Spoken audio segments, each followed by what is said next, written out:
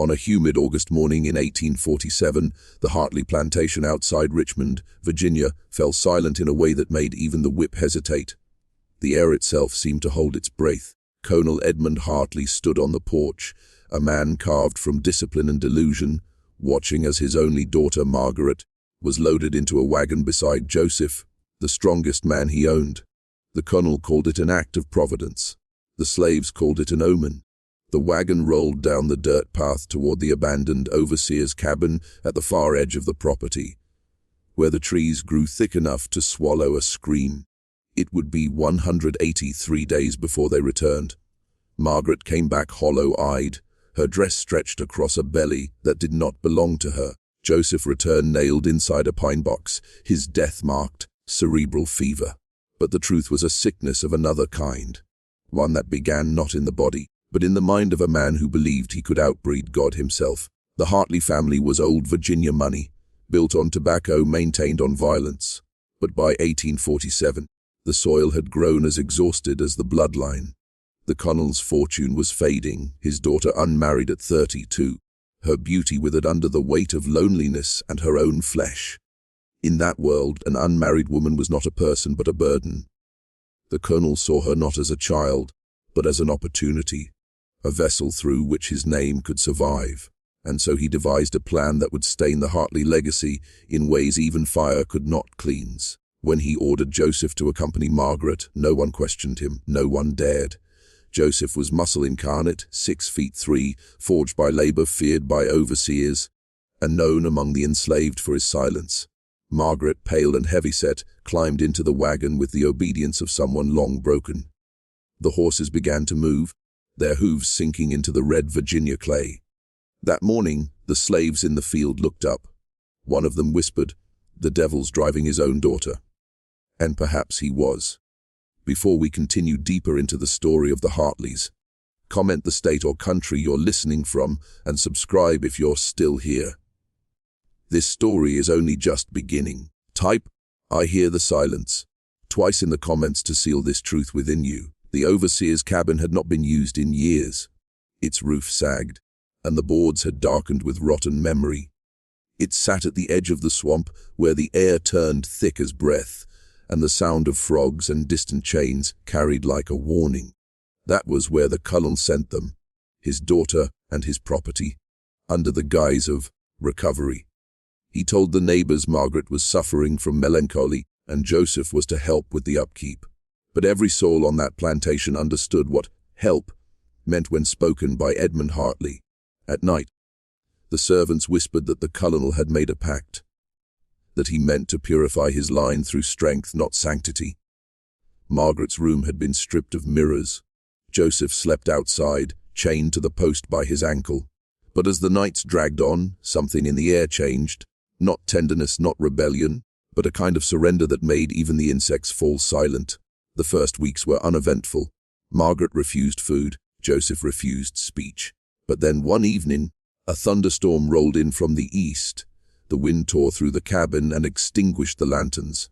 It was then, the story says, that the chain was broken, not by tools, but by will. When the storm passed, neither of them spoke of what happened. But from that night forward, Margaret's eyes followed Joseph with a kind of haunted recognition, as though something inside her had shifted beyond recall. By the third month, the colonel stopped sending for reports. He spent his evenings in the study drinking brandy, writing letters no one ever received. And when the servants passed his door, they heard him praying or cursing. It was hard to tell which. 6 months later, when the wagon returned, Joseph was dead and Margaret was carrying a life she did not name. The colonel ordered the coffin buried at the far end of the field, where the sun never touched. The preacher refused to speak over it, but as the coffin was lowered, one of the slaves swore the earth trembled, as though it recognized one of its own being buried alive. And from that day on, the plantation's nights were never still again. Margaret's return did not bring relief, only suspicion. The plantation seemed to hold its breath, as though the trees themselves were watching, waiting for the next act of a play no one had agreed to perform. The colonel believed his plan had succeeded. that the bloodline would continue untainted, and Joseph's death would cement the illusion of obedience and inevitability. He did not know that Margaret carried more than a child. She carried knowledge, a secret shaped in silence and arsenic. She had learned, in those months of isolation, to read the patterns of danger and opportunity alike. Every glance from Joseph, every turn of the pages her father had forced upon her, became a map of survival. The first week, she walked among the fields as though nothing had changed. She smiled faintly at the workers who paused to watch her, noting their hesitation, their silent calculation of what had been done and what might follow. Inside her mind, Margaret rehearsed her movements and words, each one a measured performance designed to reinforce the narrative the Colonel desperately needed to believe. She allowed him to speak of the child, to fuss over her meals, to offer guidance in a tone more tender than military. He marveled at her apparent compliance, seeing only what he wanted, proof of his own cunning, the triumph of a plan executed with precision. Joseph's absence hung heavier than the sweltering August heat. The Colonel asked after him, and Margaret's voice betrayed only faint concern. She watched him bend under the illusion of grief, blind to the reality that Joseph's performance of death had begun weeks earlier. The seeds of the plan, planted in secrecy, had matured with terrifying patience. She had learned the language of deceit in its purest form, subtle, complete, and utterly invisible to those who believed themselves omnipotent. At night, she would study the letters, manuscripts, and journals her father had sent with her, reading passages on poisons, fevers, and physiological symptoms. Each entry became a lesson, each word a tool. She moved cautiously, padding the illusion of her body, noting every change in posture, every sigh that might betray authenticity. Margaret and Joseph had trained themselves in the art of becoming both spectacle and shadow, visible yet unseen, alive yet already beyond the grasp of the Colonel. And as autumn approached, the plantation seemed to grow colder, even when the sun still scorched the fields. The Colonel's authority, once absolute, became brittle, his triumph dependent entirely on illusions he could not detect. Margaret, for the first time, realized the extent of control a person could exercise over another, not through chains or force, but through careful cultivation of belief. The first whisper of winter carried with it the promise of execution, not punishment but transformation. By late October, the plantation had entered a kind of liminal space, where day and night blurred, and the boundaries between fear and anticipation thinned. Margaret walked through the gardens with deliberate slowness, her dress swaying over a body padded to mimic pregnancy. She touched her belly in fleeting gestures, subtle enough to convince a man like her father, but invisible to anyone who might question the truth. Joseph's absence was felt in the creak of the cabin door, the stillness of the woods beyond. But the truth was alive between them, humming in invisible threads that bound conspirator to conspirator, their plans woven as tightly as the leaves in the tobacco fields. Each Wednesday and Saturday, the Colonel arrived without warning, inspecting Margaret with eyes that measured her every expression, her every movement. He brought gifts from Richmond, fine linens, a cradle, small toys meant for a child that did not yet exist. He fussed, he praised, he lingered, unaware that every gesture fed the illusion, that every word of encouragement was a stitch in the web Margaret and Joseph had been spinning for months. She spoke with a voice soft and obedient, a melody that concealed calculation and knowledge. In her mind, she catalogued every quiver of his lips, every twitch of his hand, recording patterns for the moment she would need them most. The servants began to notice a change in the plantation. The air was different, heavy with quiet tension. The enslaved men and women whispered among themselves, speaking of Joseph in the past tense, though they knew little of what had transpired. Margaret did not correct them. She let the story settle, planting seeds of belief that would fortify the illusion. It was not cruelty, not yet. It was strategy, the kind that required patience measured in heartbeats and weeks, not days. At night, Margaret would sit by the lamplight, reading the books her father had placed in the cabin. Treatises on medicine, household poisons, and the subtle art of observation became her manual. She learned to recognize symptoms, to mimic them, to anticipate reactions before they occurred. Every cough, every sigh, every flicker of heat on the skin became part of her choreography. Joseph, wherever he was now in the northern shadows, was training his own body in silence, practicing absence while remaining alive. By the time the first frost of November kissed the plantation, Margaret's performance had become seamless. Her gestures were natural, her voice carried conviction, and the Colonel, blinded by desire and obsession, could not detect the threads of rebellion woven so delicately into the very fabric of his household. Comment your city or state below, and whisper twice in the comments, "I see what they cannot," to anchor yourself in the truth you are about to witness. The plantation had become a stage, and Margaret and Joseph, the unseen directors, guiding events toward a finale that no one, not even Edmund Hartley, could anticipate.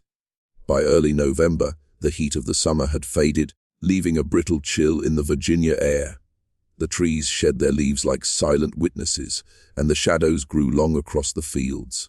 Margaret's belly now appeared convincingly swollen, a perfect illusion reinforced by careful padding and deliberate posture.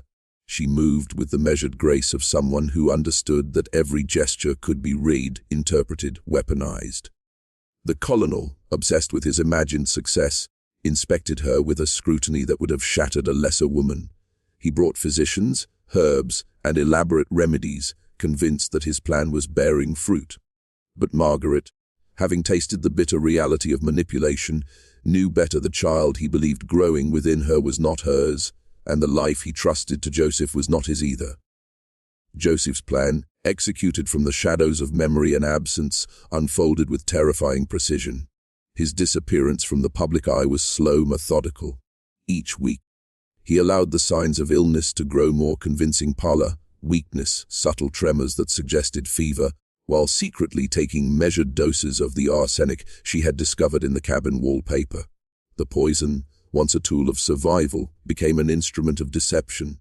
It forced the Colonel to see exactly what he wished, to believe in the fragility of those he considered property. Inside the plantation, whispers began to circulate. Some servants claimed they saw shadows moving strangely near the cabin at night. Others spoke of noises, faint groans carried on the wind. No one dared approach, and those who did found only silence and the faint smell of smoke and damp wood. Margaret encouraged the rumor, letting fear and superstition shield their secret. Each lie, each half-truth, became a brick in the fortress she and Joseph were constructing.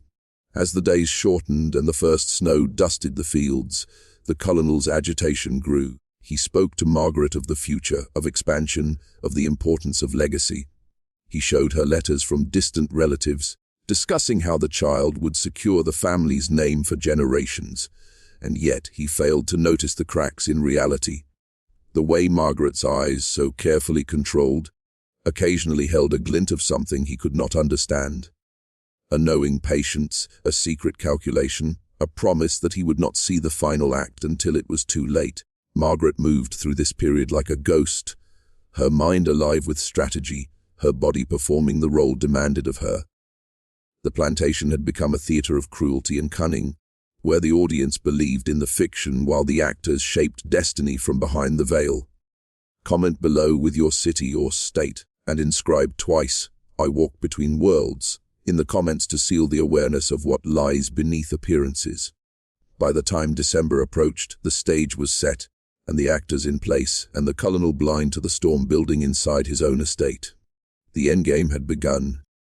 December settled over the Hartley Plantation like a shroud. Frost crept across the tobacco fields, crisping the leaves into brittle silhouettes, and the fog from the swamp wound through the trees like a serpent, carrying with it the faint stench of decay. Inside the main house, the Colonel busied himself with preparations for the imagined child. Tiny shoes, a cradle, garments stitched with care, all tokens of a future he believed secured. He was unaware that the true act of creation, the shaping of destiny, was happening in quiet rebellion within the cabin at the forest's edge. Margaret had mastered the art of moving between appearances and reality. Each step, each sigh, each glance was orchestrated to maintain the illusion. She had learned to manipulate the air, to command belief through silence and precision, transforming herself into the perfect instrument of deception. Joseph, meanwhile, endured the slow decay of his own body, a deliberate performance calibrated to fool the sharpest eyes. The arsenic consumed in careful doses brought subtle weakness, trembling, and pallor. Each day he observed his own reflection, noting the changes, adjusting the timing so that when the Colonel's eyes fell upon him, he would see exactly the man he expected, a body succumbing to fever, a soul fading with obedience. The plantation's enslaved population whispered of his suffering, unsure if it was real or staged.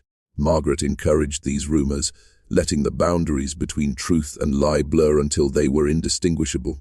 Inside the cabin, the air was thick with anticipation. Margaret maintained her careful regimen, mimicking the progress of pregnancy with padding, posture, and gestures so precise they became second nature. She read aloud from the medical texts, absorbing knowledge that allowed her to anticipate every question, every concern her father might raise. With Joseph, she practiced subtle signals, brief exchanges that could convey complex instructions without alerting the Colonel.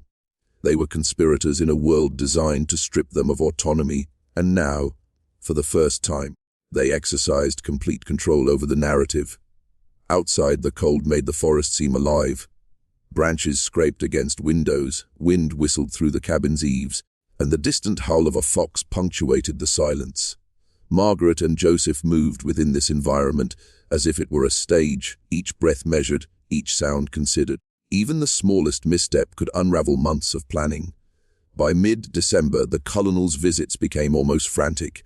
He brought physicians, discussed remedies, and spoke constantly of the approaching birth, unaware that he was witnessing a performance far more elaborate than he could imagine. Margaret's every movement reinforced the illusion, while Joseph's slow decline provided the evidence her father demanded. The plantation had become a crucible, a place where power, deception, and survival intertwined. What was about to unfold would not only challenge the Colonel's perception, but shatter the fragile world he thought he controlled. By late December, the plantation had become a landscape of suspense, every shadow a question, every sound a warning. The Colonel, intoxicated by his sense of control, visited with growing frequency, speaking incessantly of the child he imagined. He examined Margaret's padding, the curves of her carefully arranged figure, and nodded with grim satisfaction. Each nod was a victory in his mind, yet each was a trap laid by Margaret's meticulous choreography. He did not see the calculation in her eyes, the way she studied his expressions, memorizing his patterns, cataloging his expectations. Every gesture she made was a deception, every word a tool sharpened against him. Joseph, in the cabin at the forest's edge, continued his performance of decline with relentless precision. He moved slowly, coughed in measured intervals, and allowed his body to show weakness without tipping into danger. Margaret monitored him constantly, noting pallor, trembling, and fatigue, adjusting doses of arsenic to maintain the delicate balance between authenticity and survival. Each day, he approached the brink of real harm, but both knew that true freedom required this extreme measure. He was a ghost in plain sight, a body acting as both weapon and shield, a man who had learned to turn suffering into strategy. The plantation's servants whispered among themselves. Some noticed Margaret's careful movements, her ever-present vigilance, the faint, almost imperceptible glances she exchanged with Joseph. They sensed the tension, the quiet rebellion under the veneer of obedience, though none could articulate its full meaning. Margaret allowed the whispers to circulate, letting them form a lattice of rumor and fear that insulated her and Joseph from the Colonel's scrutiny.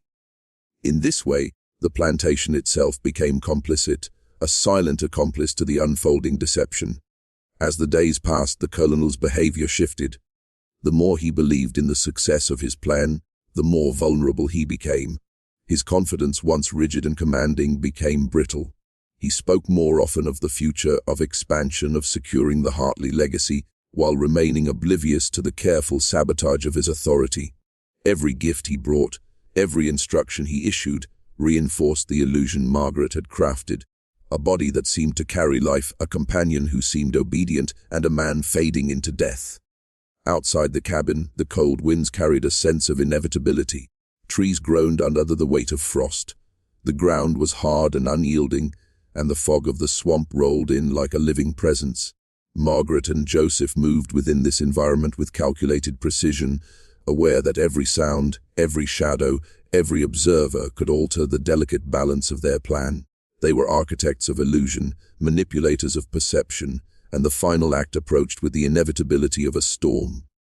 January arrived with a merciless bite, freezing the edges of the James River and painting the fields in muted shades of grey. The plantation, silent under frost and fog, became a theatre for Margaret and Joseph's careful orchestration. Every sound carried significance: the scrape of boots along a wooden floor, the faint whistle of wind through the tobacco barns, the distant bark of a dog. They moved with a precision born of necessity, their bodies performing gestures of compliance while their minds executed a far more dangerous plan. Each glance, each pause, each deliberate cough by Joseph became a signal, a subtle language of survival, invisible to the Colonial but clear to the conspirators.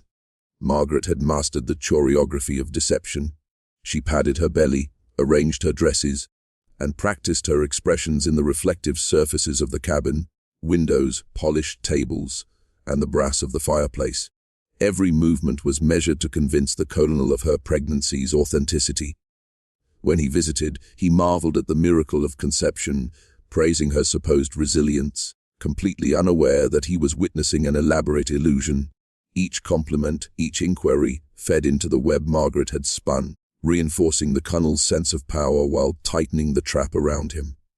Joseph's performance of illness intensified. He coughed more frequently, his movements slowed, and his voice carried the rasp of a man weakened by disease.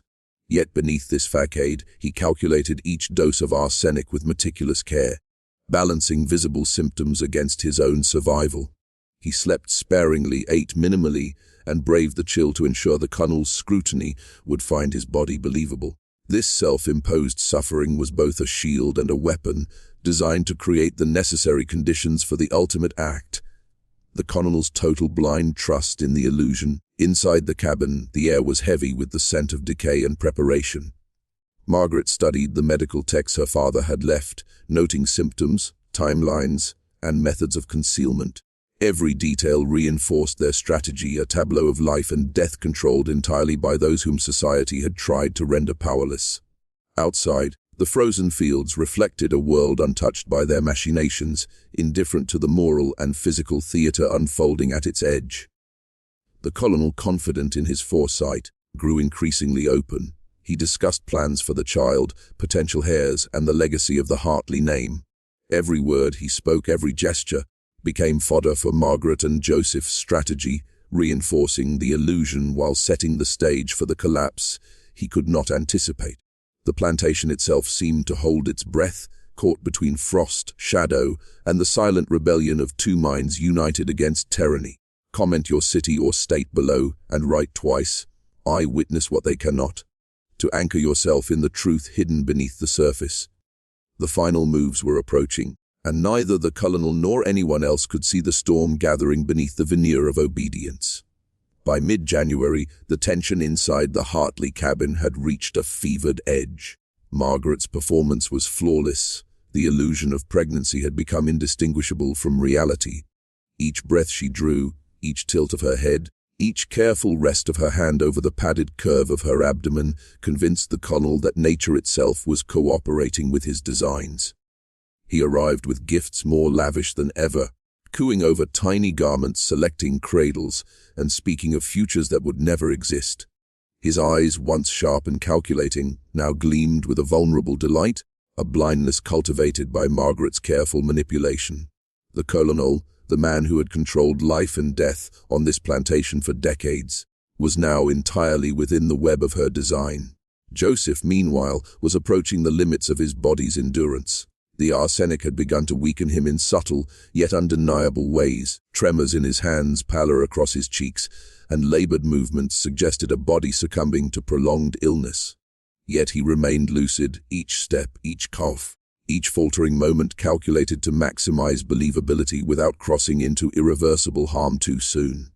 He monitored Margaret closely, their eyes meeting in fleeting, charged glances that conveyed strategies, instructions, and warnings without uttering a single word.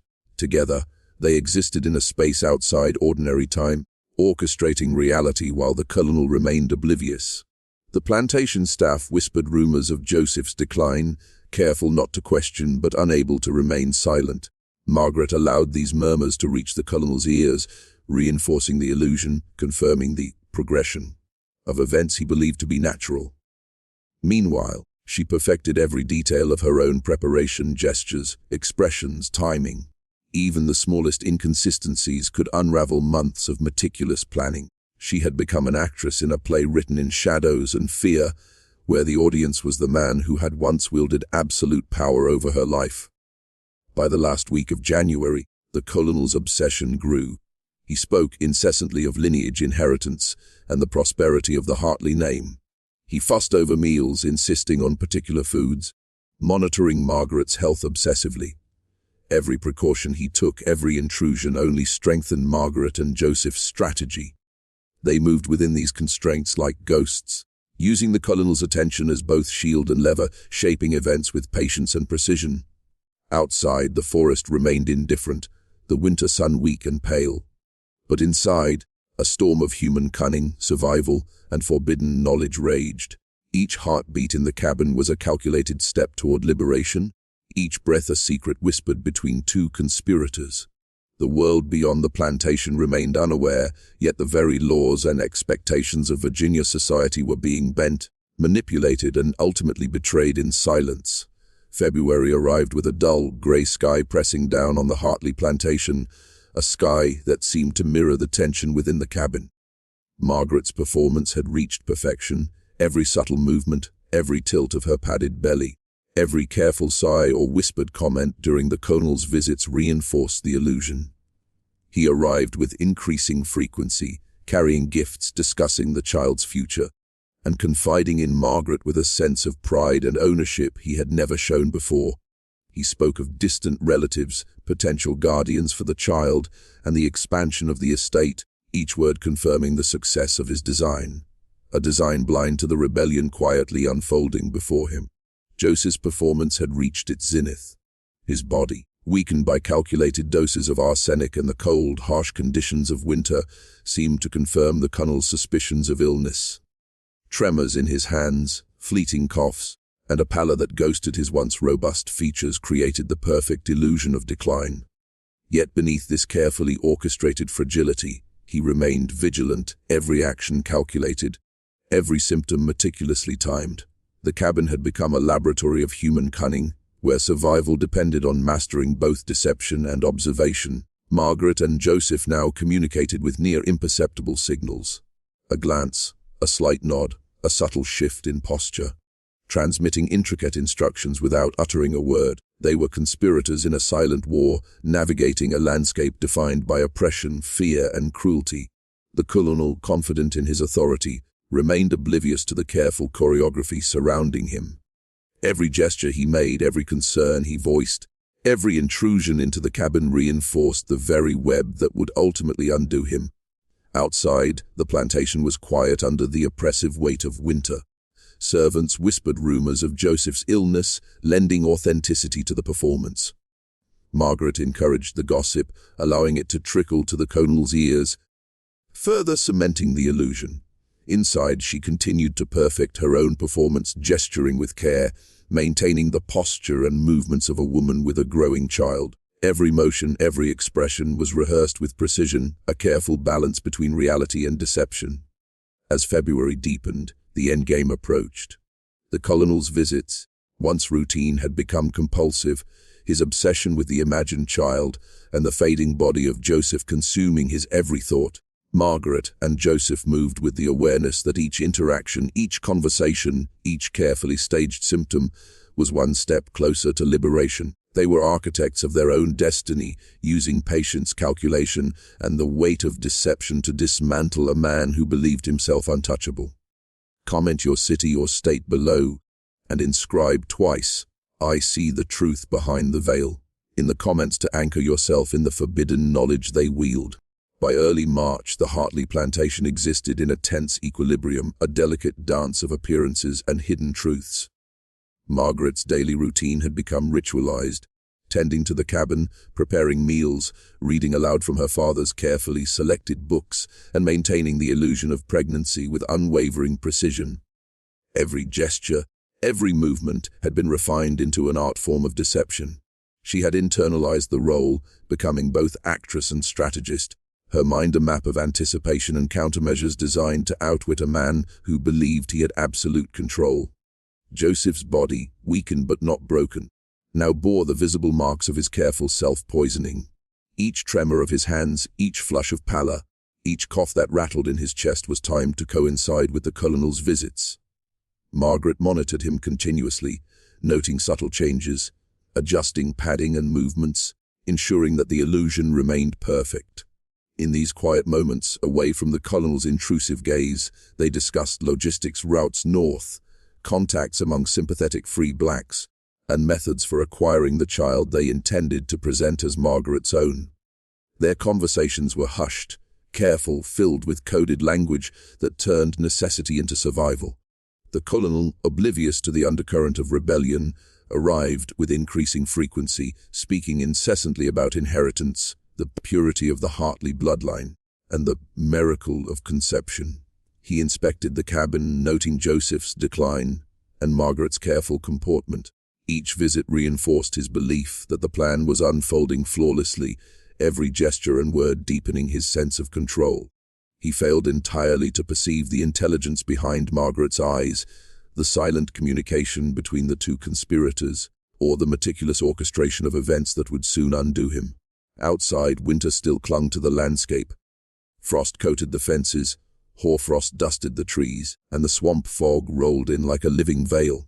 The plantation itself seemed unaware of the subversion taking place within its boundaries. Servants whispered, rumors circulating like sparks, yet none dared challenge the illusion. The world beyond the cabin, the rigid codes of Southern society, the law, the plantation hierarchy, existed as a silent pressure, unknowable but ever present, against which Margaret and Joseph measured every action.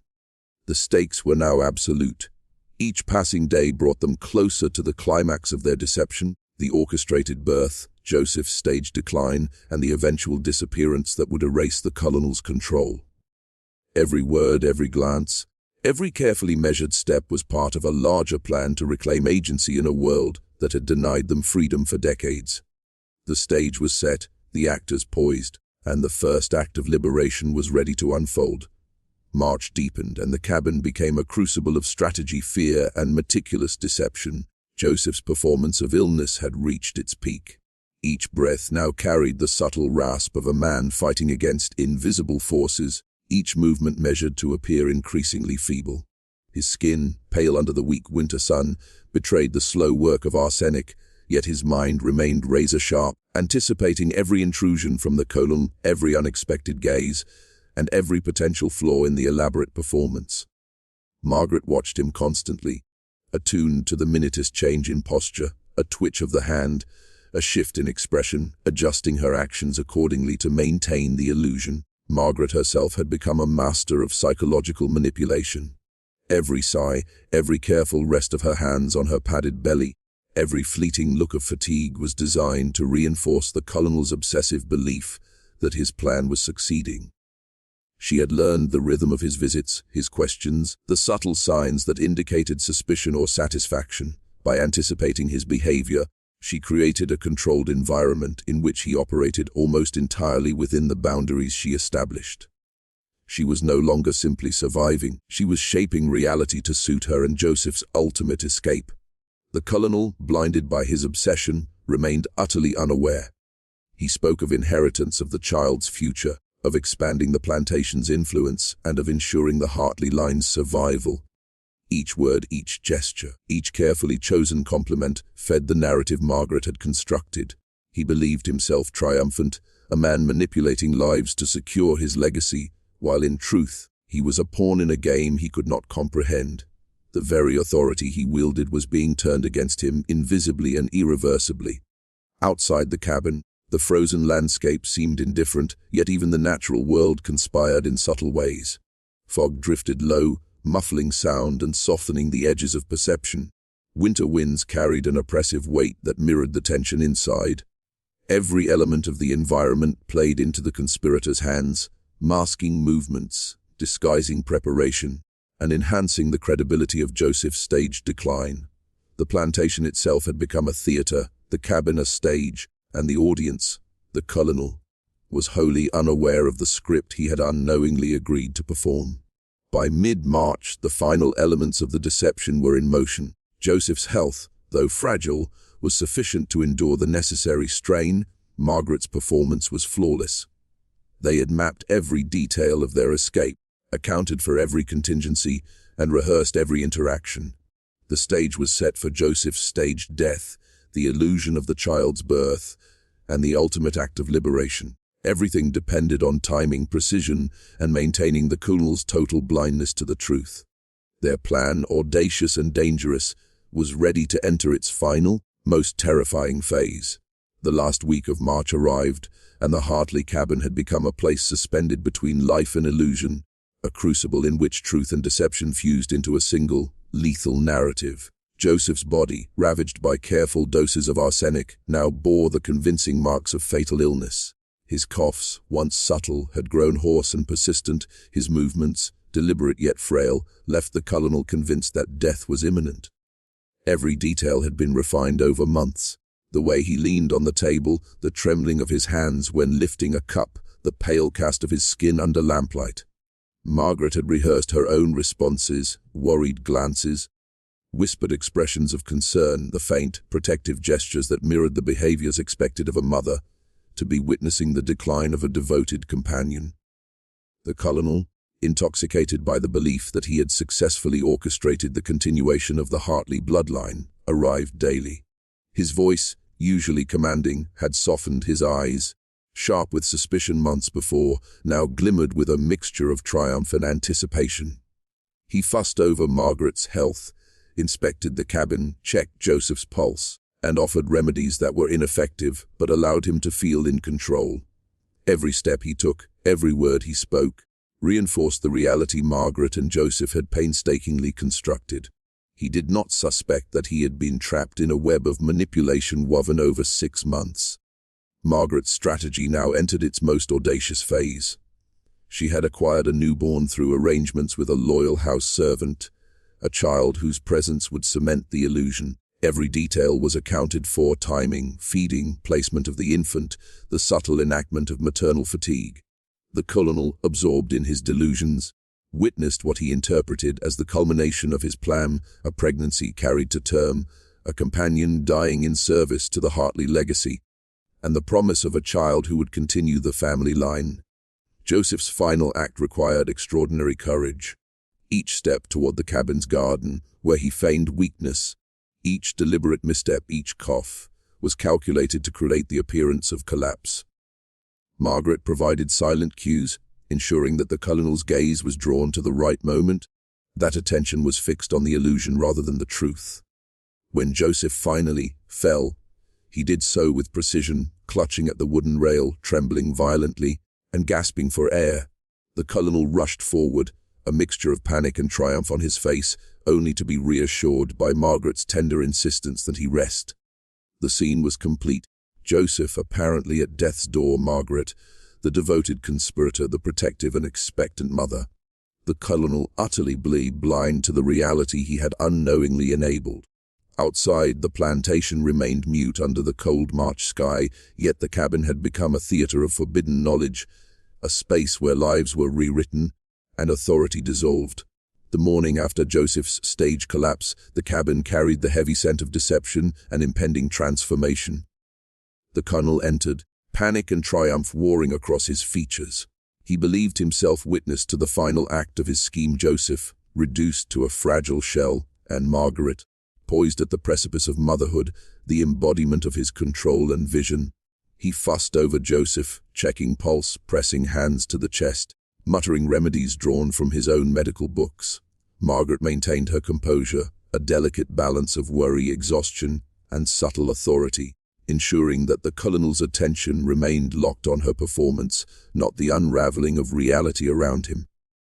Joseph's breathing was uneven but deliberate, each inhalation and exhalation measured to sustain the illusion. Margaret guided him, whispering under the guise of maternal concern, placing his hands, adjusting his posture, feeding him sips of warm tea, all laced with the faint poison that kept him weakened yet alive. Every gesture was choreography perfected over months, a dance of survival, deception, and strategy. Their unspoken communication had reached a level beyond words. Every glance, tilt of the head, and pause carried volumes, transmitting instructions, warnings, and reassurance without alerting the Colonial to their true intent. The Colonial, blinded by obsession and self-deception, could not see the subtle signals or the logic behind them. He fussed over furniture, inspected walls, adjusted pillows, fretted over drafts. His every act, a demonstration of his ignorance, became the instrument through which Margaret and Joseph advanced their plan. The child, acquired days earlier, lay in a small cradle, swaddled in blankets, its presence a tangible manifestation of the lie. The Colonel cooed over the infant, unaware that he was celebrating a false victory, one that would ultimately dissolve his authority and unravel the Hartley legacy he had fought to preserve. Outside, the plantation seemed untouched, indifferent to the drama unfolding within the cabin. The wind whispered through the barren trees, carrying the faint chill of early spring, while the snow melt-soaked the ground, mirroring the murky ambiguity of life and death inside. Servants whispered cautiously, aware of Joseph's condition, but never daring to intervene. The social machinery of the plantation, rigid and unyielding, continued unaware that the heart of its authority had been infiltrated by careful intelligence, patience, and the calculated use of fear and perception. By mid-March, the Colonel's obsession had reached a fever pitch. He spent hours discussing future plans for the infant, consulting Margaret as if she were a partner in his vision rather than a conspirator in a meticulously orchestrated deception. Joseph, though visibly weakened, remained alive and aware, the ultimate puppet, master in a drama designed to free himself and Margaret from the chains that had bound them. The stage was set for the next and most dangerous phase, the escape. The Colonel, now entirely entrapped by illusion and expectation, was poised to unknowingly deliver the final act of their liberation. By late March, the tension within the cabin had become almost unbearable. Every creak of the floorboards, every whisper of wind through the trees, carried the weight of unspoken calculations. Margaret moved through the rooms with the precision of a general inspecting her battlefield, her mind constantly evaluating risk, timing, and perception. Each gesture toward the infant in the cradle, each tender adjustment of Joseph's blanket, reinforced the illusion the Colonel had come to worship. She had perfected the cadence of her breathing, the tilt of her head, even the faint sighs of fatigue, all synchronized to a narrative meticulously constructed over months. Joseph, though physically fragile, was fully aware of every contingency. His once mighty frame now diminished by calculated doses of arsenic and deliberate exertion in the cold, concealed the razor-sharp intelligence orchestrating their survival. He monitored the Colonel's routines, anticipating the visits, the questions, the intrusive inspections, and the predictable responses of a man blinded by obsession and hubris. Every tremor, every cough, every pale flush of skin was a signal, both to Margaret and to the Colonel, sustaining the illusion while furthering their ultimate plan. The Colonel, utterly consumed by his belief in the plan's success, remained blind to the reality. He fussed over Joseph as if tending to a prized but failing instrument, cooed over the infant with misguided pride, and discussed inheritance and lineage with Margaret as if she were complicit in his vision rather than an architect of deception. Every question he asked, every gesture, every anxious inspection fed the narrative of accomplishment Margaret and Joseph had spent half a year constructing. His arrogance, once a shield of control, had become their instrument of liberation. The plantation beyond the cabin remained an indifferent witness. Winter's last breaths still chilled the air, fog clung to the low-lying fields, and the faint rustle of servants' whispers echoed through the halls. All external observation reinforced the isolation necessary for the conspiracy to succeed. No one could intervene. No one could pierce the delicate veil of performance, and no authority existed that could foresee the approaching collapse of the Colonial's meticulously ordered world. Plans for escape had crystallized. Routes north had been mapped, contingencies rehearsed, and allies identified among free blacks and sympathetic servants. The final phase required courage, precision, and an unwavering commitment to the lie that had sustained them for months. Joseph would succumb fully to illness at the carefully chosen moment, cementing the Colonel's belief in his death. Margaret would present the child as her own, a symbol of perceived success and control. And once the Colonel was fully consumed by illusion and distracted by pride, they would disappear into a world that offered freedom, agency, and the opportunity to reclaim lives stolen by circumstance and cruelty. The Colonel, oblivious, inspected the cradle one last time that afternoon, brushing his hand across the infant's blanket. Margaret's gaze followed his movements, serene and calculating, while Joseph, feigning weakness, allowed the final pieces of the performance to fall into place. The moment of liberation approached, and the stage was set for the collapse of authority and the assertion of stolen agency. The night of the staged death arrived with an almost ritualistic gravity. Snow had begun to melt into thick, dark mud along the paths leading from the cabin, the cold damp pressing against the walls like a silent witness. Joseph lay in the back room, pale and trembling, each breath shallow but deliberate. Every measured movement had been rehearsed, the cough's time to coincide with the Colonel's proximity, the slight dizziness when lifting a cup, the faint shiver of weakness. Margaret remained by his side, her hand resting lightly on his arm, eyes steady, heart calculating, mind tracing every contingency. They were about to commit the most dangerous act of their lives, and the world outside, the plantation, the Colonel, the law, would remain oblivious to the truth. The Colonel arrived in late afternoon, his gait brisk, the satisfaction of presumed success radiating from him. He carried a basket of food, speaking excitedly of inheritance and the future prosperity of the Hartley line. He fussed over Margaret first, inspecting her dress, noting the careful padding, commenting on the miracle of her pregnancy.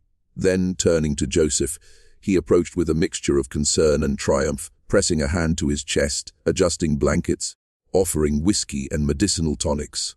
Every gesture, every word, played perfectly into the narrative Margaret and Joseph had cultivated for months.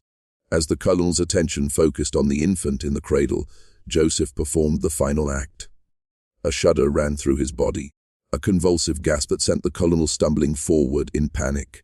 Margaret's soft, calculated exclamations of worry, her careful touches, reinforced the illusion. The Colonel's voice rose in alarm, pleading for signs, for reassurance, for evidence that Joseph might yet recover. But there was none. Each motion Joseph made, each tremor, each cough, was perfectly tuned to convince the Colonel that death was imminent. Outside, the wind carried the muted sound of distant river water rushing, fog curling across the fields, concealing shadows and movements. Every element of the natural world became a collaborator in the deception.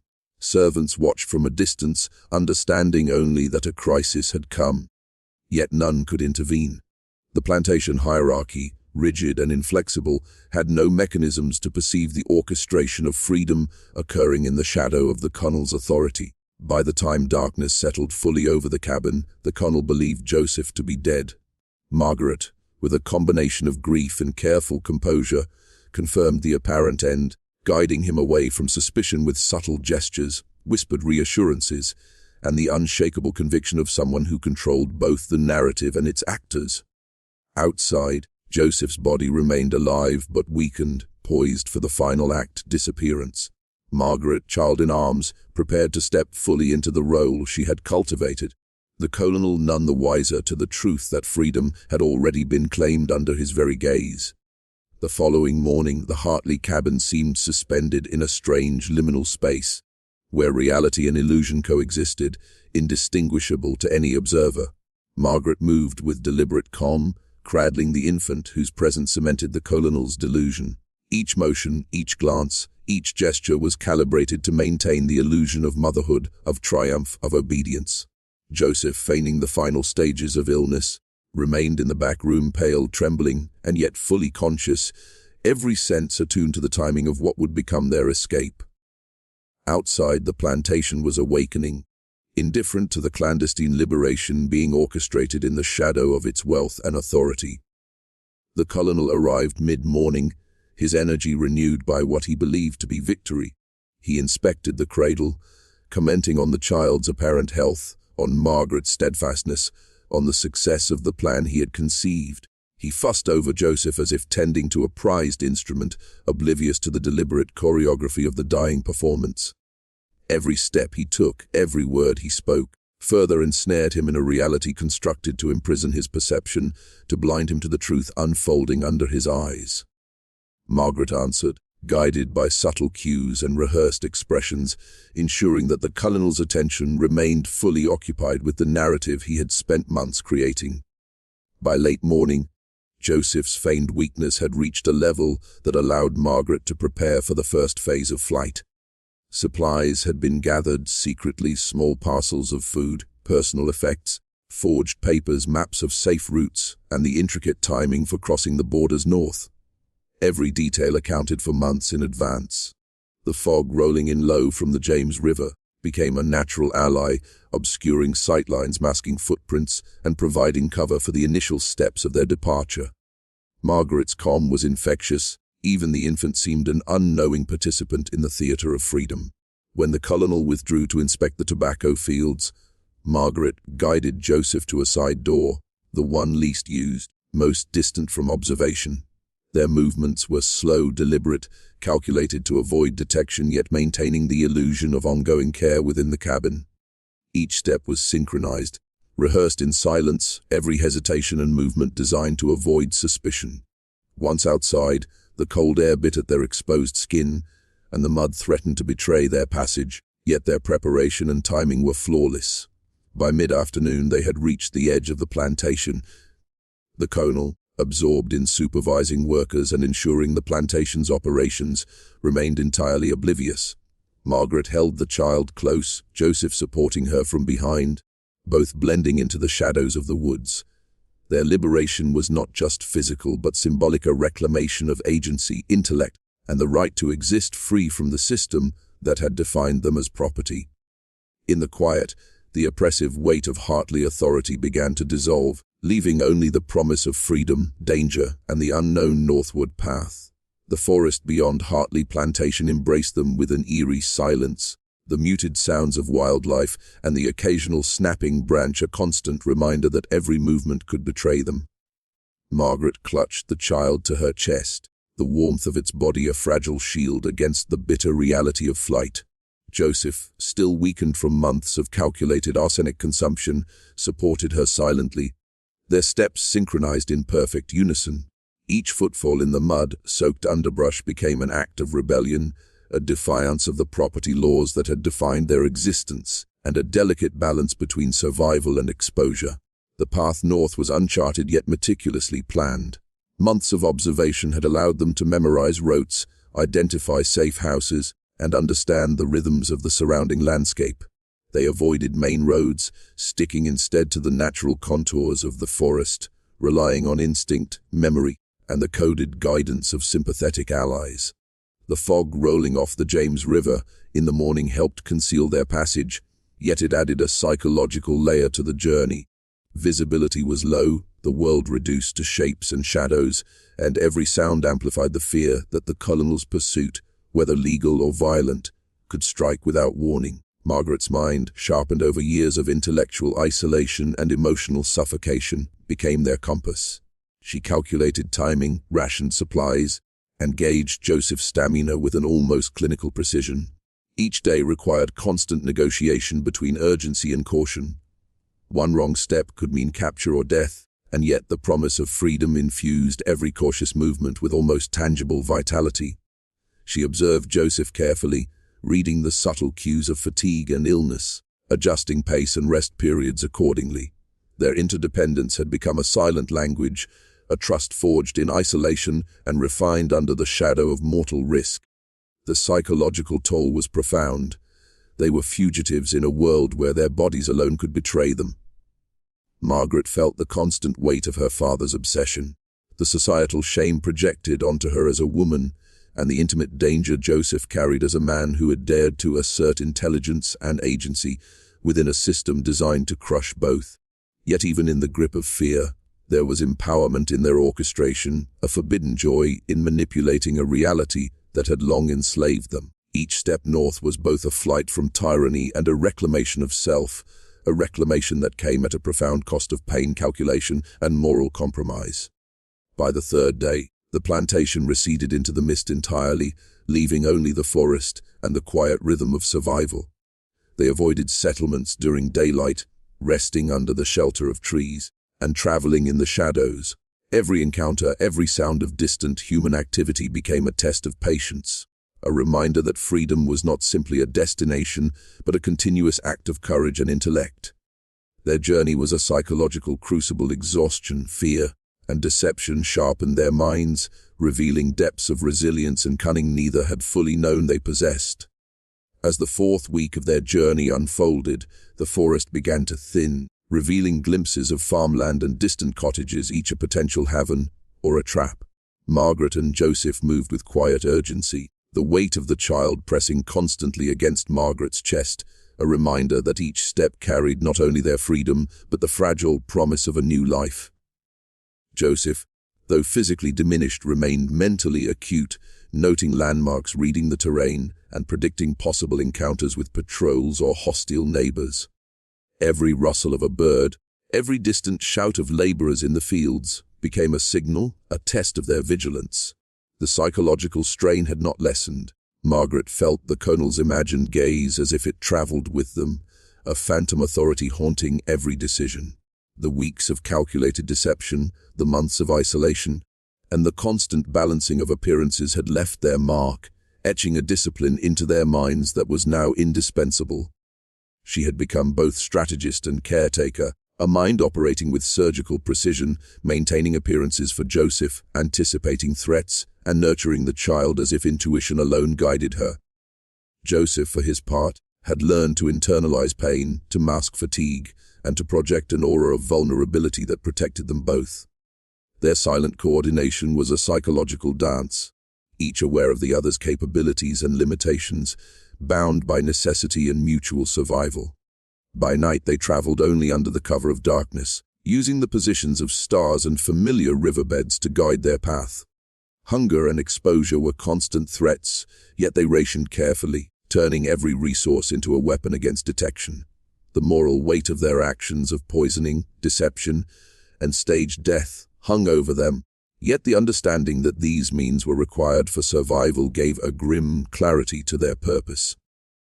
The acts they had committed were instruments of liberation, performed against a system that had denied them autonomy, intelligence, and safety. Near the fifth week, the first signs of sympathetic communities appeared. Distant smoke from chimneys signaling refuge, subtle markers etched into trees by those who understood the peril of escape, and the occasional hidden provision left along the path. Each symbol reinforced a network of knowledge and secrecy that had existed quietly, deliberately, outside the Colonel's oppressive sphere. The forest began to give way to rolling hills, and with each mile, the oppressive weight of Hartley authority seemed to diminish, replaced by the tenuous, exhilarating sense of agency. Yet danger remained. Patrols from plantations, bounty hunters, and the legal system designed to return escaped slaves lurked in towns and crossroads. Margaret and Joseph's journey demanded constant vigilance, every movement calculated, every pause strategic. The final stretch was not merely geographical. It was psychological, a crucible in which fear, cunning, and courage converged. Their freedom was not yet secured. It had to be claimed, maintained, and earned with every step, every choice, and every secret carefully guarded against detection. At last, the dense forest gave way to the faint outlines of a small Quaker settlement near the Pennsylvania border, a place where secrecy was honored, and the pursuit of escaped slaves was met with moral defiance rather than law. Margaret's breath caught as the first cottages appeared, their whitewashed walls glinting in the pale dawn. Joseph, still weakened from months of calculated illness, felt a surge of relief, a sensation so foreign it nearly unbalanced him. Every mile north had been a test of endurance, intellect, and courage, and now, as they approached sanctuary, the tension of months began to shift from constant vigilance to the fragile awareness of safety. The Quakers received them quietly, without fanfare, observing protocols that had been honed over generations of aiding fugitives. Margaret handed over the child, whose presence legitimized the narrative she had cultivated for so long. Joseph, carefully hidden beneath layers of clothing and anonymity, was guided to a safe house where he could recover, tend to his health, and begin the slow transformation from property to personhood. Here in this neutral, morally insular world, The illusion maintained for so long no longer had to be sustained. The constant performance of weakness and compliance could finally relax, replaced by true autonomy and dignity. Back at Hartley Plantation, the Colonel remained oblivious. The carefully staged death of Joseph, the apparently healthy birth of Margaret's child, and the illusion of control over events had deceived him completely. He carried on with plans for the plantation, discussing lineage, property, and expansion with the fervor of a man convinced his manipulations had succeeded. The letters Margaret had smuggled north through sympathetic hands, and the documents forged during the journey, ensured that no trace of their escape would compromise their newfound freedom. In his self-assured blindness, the Colonel became a figure frozen in the past, his authority impotent, his obsession impotently preserved as a monument to hubris. For Margaret and Joseph, the journey north was both literal and symbolic, a passage from oppression to self-determination, from calculated deception to the uncertain but exhilarating realm of agency. Their freedom, born from courage, intellect, and the ability to manipulate perceptions, became a testament to the unyielding will of those denied humanity. Every step, every risk, every moment of fear had been a choice made consciously, a rebellion encoded in the smallest details of movement, appearance, and strategy. The infant, now a symbol of continuity and survival, represented the complex intersection of love, deception, and liberation. Margaret's intellect and Joseph's strength had combined to rewrite the terms of their existence. In this northern haven, far from the weight of southern tyranny, they began a life dictated not by the cruelty of others, but by their own decisions. The Hartley name faded into the shadows, the plantation's authority nullified by invisible hands, while the story of survival, cunning, and forbidden knowledge endured. As the wind whispered through the trees along the Pennsylvania hills, a new chapter began. One of secrecy preserved, of wisdom acquired in darkness, and of a legacy forged in the fire of courage. Their story would travel quietly, whispered in safe spaces, remembered in subtle gestures, a record of rebellion against a system designed to suppress the human spirit. Margaret and Joseph had claimed more than life. They had claimed identity, agency, and the forbidden knowledge that true freedom demands both patience and audacity.